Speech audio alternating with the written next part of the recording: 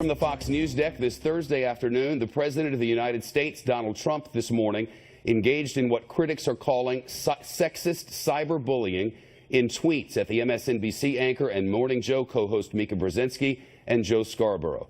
Tweets roundly criticized in many cases as beneath the office of the presidency. During the final minutes of the program this morning, the president tweeted, and I quote, "I heard poorly rated Morning Joe speaks badly of me. Don't watch anymore. Then how come low IQ crazy Mika, along with Psycho Joe, came to Mar-a-Lago 3 nights in a row around New Year's Eve and insisted on joining me? She was bleeding badly from a facelift. I said no." The president's tweet is the latest in the series of derogatory remarks about women.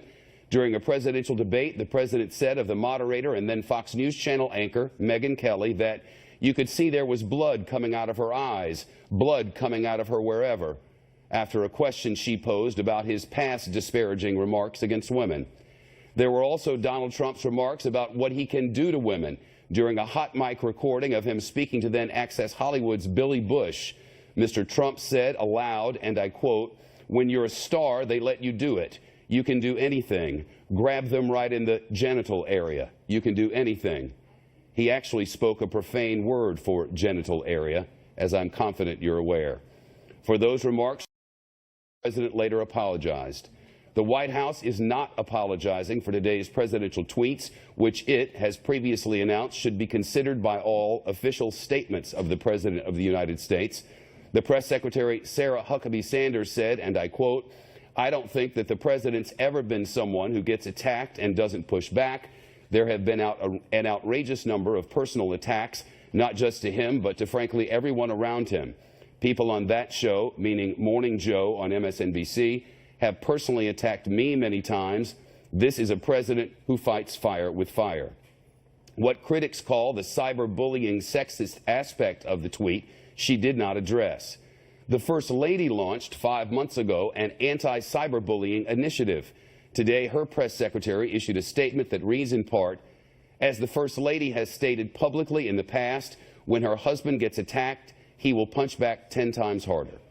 The president has been widely criticized throughout the day by women, both Republican and Democrat, on Capitol Hill, and chastised by leaders of all stripes and commenters of all kinds on social media and the web. The Republican Senator Lindsey Graham notably said, "Mr. President, your tweet was beneath the office and represents what is wrong with American politics, not the greatness of America."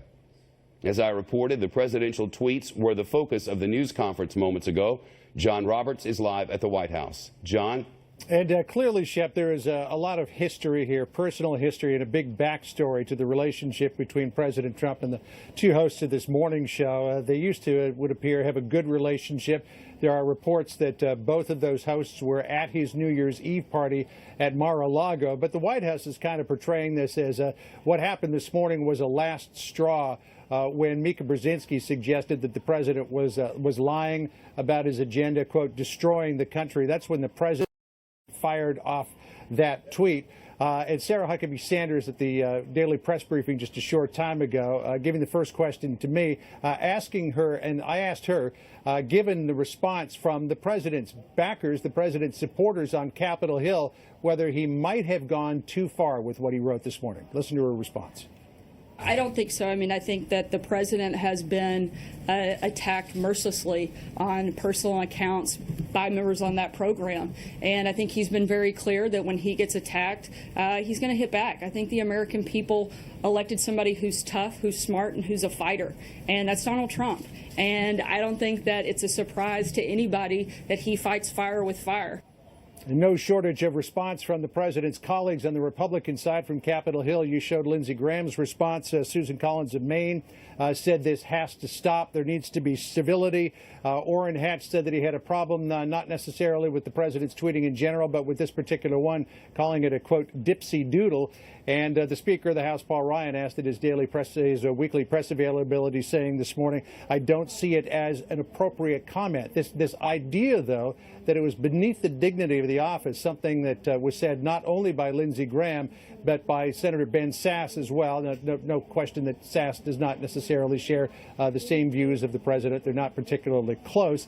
But I asked Sarah Huckabee Sanders this afternoon about that idea regarding the dignity of the office. Watch here.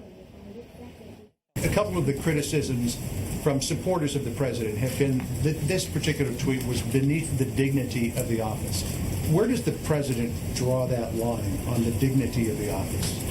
I think that he shows that every day in the decisions that he's making, the focus and the priorities he's laid out in his agenda, but he's not going to sit back and be attacked by the liberal media, Hollywood elites, and when they hit him, he's going to hit. As you can imagine, in addition to his Republican colleagues blasting the president over this tweet, Democrats are taking it to a whole other level, claiming that this tweet was sexist, aimed at a woman, aimed at a very personal, very personal nature to alleged plastic surgery procedure that she may or may not have. We don't know if she ever did. But here's how Sarah Huckabee Sanders responded to the fact that this was an attack on a woman the Democrats are calling sexist. Listen here. Everybody wants to make this an attack on a woman and equality. What about the constant attacks that he receives or the rest of us? I'm a woman and I've been attacked by this show multiple times, but I don't cry foul because of it. I think that, you want to create this false narrative. One hand, it's like, let's treat everybody equally. And on the other hand, they attack, and he responds. And apparently that's wrong. So clearly a broad difference of opinion here between people who are looking at this tweet and saying it's inappropriate, it's beneath the dignity of the office of the president for him to be saying such things, and a White House chef that is insisting that the president is getting attacked all of the time on multiple occasions by this particular program. But there's no question that what happened this morning again pulls the president way off message. He's had a couple of reasonably good weeks. He's got his partial travel ban going into effect tonight. The House is going to pass a couple of immigration bills that the president has long asked for, and he believes that he's making progress on health care, but this really has become the focus of the news day. Shep? John Roberts, live at the White House. Thank you. The tweets regarding coverage of this matter are coming in, and largely the president's supporters are blaming the media, and this program for that matter, for covering exactly what it is that the president has said and done without commentary thereon. Attacking the president, they call it. Speaking evil of the president. Shepard Smith.